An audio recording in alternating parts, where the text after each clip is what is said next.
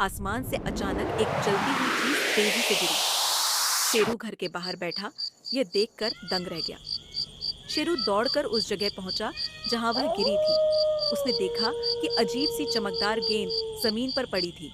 उसने बिना सोचे समझे उसे उठा लिया और घर ले आया। घर पहुंचकर शेरू ने उसे अपनी हथेली पर रखा। उसकी रोशनी हल्की हल्की बढ़ने लगी। शेरू को हल्का सा चक्कर आया, पर उसने इसे नजरअंदाज कर दिया। अगली सुबह शेरू की आंखें खुली, लेकिन कुछ अजीब था। उसकी नसों में एक नीली रोशनी दौड़ रही थी।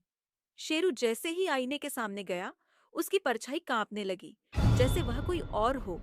अचानक उसकी आंखें लाल हो गईं और उसको कुछ अजीब सा महसूस हुआ। वह दर्द से चिल्लाने लगा। उसे समझ नहीं आ रहा था कि क्या हो रहा है। उसका शरीर बदलने लगा। जब गांव वालों ने सुना कि शेरू बीमार है, जब वे उसके घर आए, तो उन्होंने देखा शेरू की आंखें पूरी तरह सफेद हो चुकी थीं और उसकी त्वचा धीरे धीरे काली पड़ गई थी।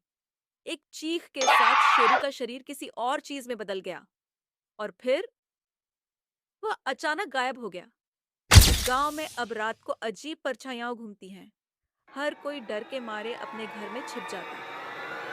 लोग कहते हैं शेरू अब भी यहाँ कहीं है और किसी और को बुला रहा है।